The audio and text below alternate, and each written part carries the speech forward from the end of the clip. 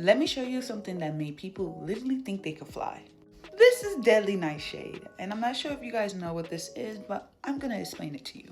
Along with those purple flowers that you just saw, Deadly Nightshade also come in these shiny berries. And yes, they look like little candies, but I promise you, they're riddled with regret. If you eat this berry or even get it close to your skin, congratulations, you just made it to your final arc. But back in the Renaissance era, they didn't care about that, they just wanted to be on top of the trends.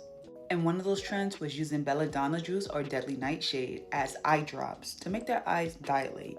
Back in the Renaissance, having big doe eyes and dilated was such a flex. Like, imagine burning your corneas just to get a couple of likes from that night.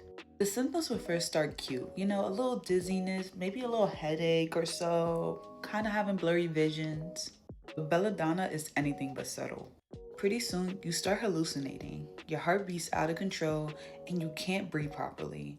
And piece by piece, your body starts shutting down. And these aren't fun hallucinations, the ones in Coachella?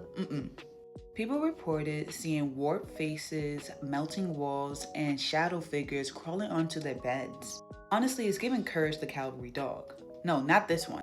This one. With belladonna, you weren't having a spiritual journey. You were having a mental breakdown with a nightmare that you couldn't turn off. And honestly, while you're thinking you're serving soft, mysterious baddie in a garden with your eyeballs all dilated, you probably just look like a confused, deranged Victorian drug addict. We never would know if they really look cute or were just stumbling around like a cartoon character that just licked a power socket. Some people even said they had a floating feeling. Not in like a magical way, but kind of like a disconnect from their body. Total chaos. Belladonna wasn't just popular with the beauty influencers of the 1500s either. Witches allegedly loved her too. It was the key ingredient for flying ointments. A magical paste that witches supposedly rubbed all over their skin and other places. This helped them fly to some place called Sabbath. Translation, they basically was using belladonna to trip the fuck out and also use it to skip the gynecologist. The flying sensation that they had was actually them hallucinating while being half paralyzed. So next time you see a witch on a broomstick, just know belladonna may be on board too. And if you think that's dramatic, it gets even messier. Some historians believe that belladonna may have been the real MVP in Romeo and Juliet. Shakespeare described Juliet drinking a potion that made her appear dead. Pale skin, no heartbeat, no breath. Which lines up with very advanced belladonna poisoning symptom. The whole fake death move is very on brand with Deadly Nightshade. Oh, and the drama doesn't stop there. There were two Roman emperors, Claudius and Augustus, I think I said that right, who were poisoned by their wives. With, of course, their friendly neighborhood belladonna. These girls weren't just emotionally toxic, alright? They were dead ass toxic, okay? And if eye drops wasn't enough, belladonna was that girl when it came to silent assassinations too.